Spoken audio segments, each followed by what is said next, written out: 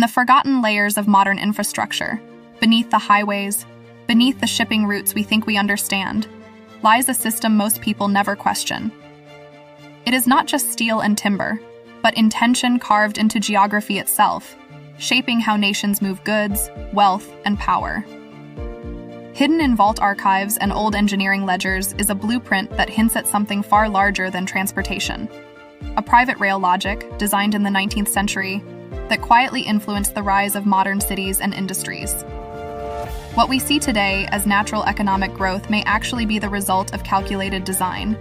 And if you follow the tracks closely enough, you begin to see that the modern world was never random at all. Power rarely announces itself directly. Instead, it builds systems so large, so embedded in everyday life, that they begin to look like nature itself. Once a system becomes invisible, it becomes permanent. To understand the world we live in today, we have to look backward into the age when steel first began to reshape civilization. It was a time when railroads were not just transportation networks, but lifelines of empire, connecting raw resources to industrial ambition. The placement of every line, every junction, and every terminal carried consequences that would last for generations. What appears today as neutral infrastructure often began as private calculation, and those early decisions did not fade with time. They hardened into geography. This is not just a story about trains.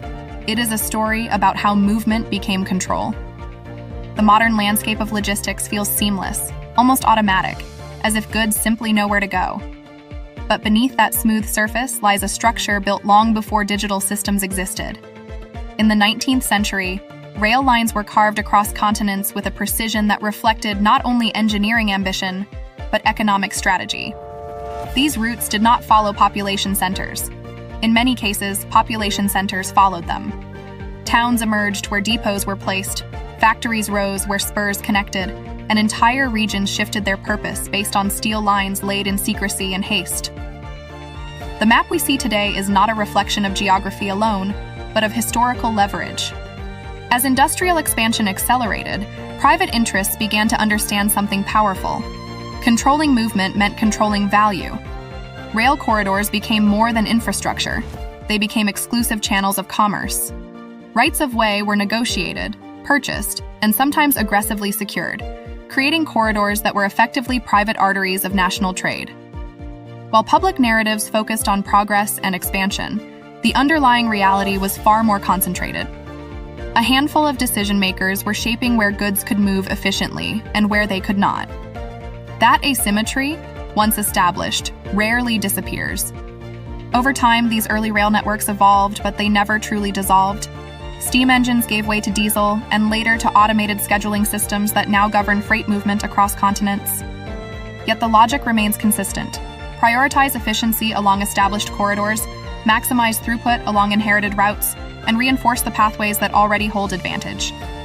What once required physical control of track segments now operates through algorithms that decide timing, priority, and routing. The steel may have aged, but the structure of control has only become more refined. In many industrial regions, cities appear to have grown organically, but their placement reveals a different story. Manufacturing hubs cluster around specific junctions not by coincidence, but because those junctions were designed to concentrate flow. Early industrial planners understood that proximity to rail intersections reduced cost and increased influence over distribution. Over decades, this led to a concentration of economic activity in predictable corridors. Once established, these corridors became self-reinforcing, attracting more investment, more labor, and more infrastructure, while other regions slowly faded into logistical obscurity. What makes this system even more enduring is its invisibility. Most people interact with the results, store shelves, shipping times, industrial output, without ever seeing the underlying structure that dictates them. Even in the modern era of satellites and digital tracking, physical infrastructure still defines the boundaries of possibility. Data may move instantly, but goods do not. And wherever goods move, legacy rail corridors still determine the speed, cost, and priority of that movement. In this sense, the past is not behind us, it is beneath us. As the world transitioned into the digital age, many assumed that physical infrastructure would lose its dominance. Instead, it adapted. Freight systems became integrated with algorithmic scheduling platforms that mirror the same principles of prioritization and exclusivity that defined early rail economics. Now, instead of visible station masters or corporate rail barons, decisions are made through optimization systems that allocate resources based on demand, profit margin, and network efficiency. The language has changed, but the logic has not. In recent decades, the emergence of large-scale logistics intelligence systems has created a new layer over the old network. These systems do not replace rail, they enhance it. They determine which goods receive priority routing, which corridors experience congestion relief, and which shipments are delayed. While presented as neutral optimization, the outcomes often reinforce existing industrial hierarchies. High-value freight moves faster. Low-margin goods wait. The structure rewards scale, punishes fragmentation, and deepens existing economic concentrations. There is also a deeper spatial consequence to this inherited system. Modern industrial development, including data centers and advanced manufacturing hubs, continues to cluster along these historical corridors. Even in 2026, the most critical infrastructure projects often appear near old rail-adjacent industrial zones. The reason is not nostalgia, but efficiency. Power availability, land zoning, fiber connectivity, and transport access all converge in the same places that were once chosen for steam-era logistics. The past, in this sense, is still selecting the future. The concentration of resource flow along these corridors has also shaped how raw materials are extracted and refined. Historically, private rail spurs were constructed to link mines, forests, and agricultural zones directly to processing facilities owned by the same industrial networks. This minimized external dependency and maximized internal efficiency. While the companies and ownership structures have changed over time, the principle remains. Control the path from extraction to refinement, and you control the value chain itself. As industrial ownership evolved into modern corporate structures, many of these routes were absorbed into larger logistical portfolios. Investment firms and infrastructure holding groups acquired rail assets not as transportation tools, but as long-term revenue systems. These assets generate value through usage fees, priority access, and network integration. The result is a system where movement itself becomes monetized at multiple layers, from physical transport to scheduling priority. At the same time, operational strategies like precision scheduling have transformed how freight is prioritized.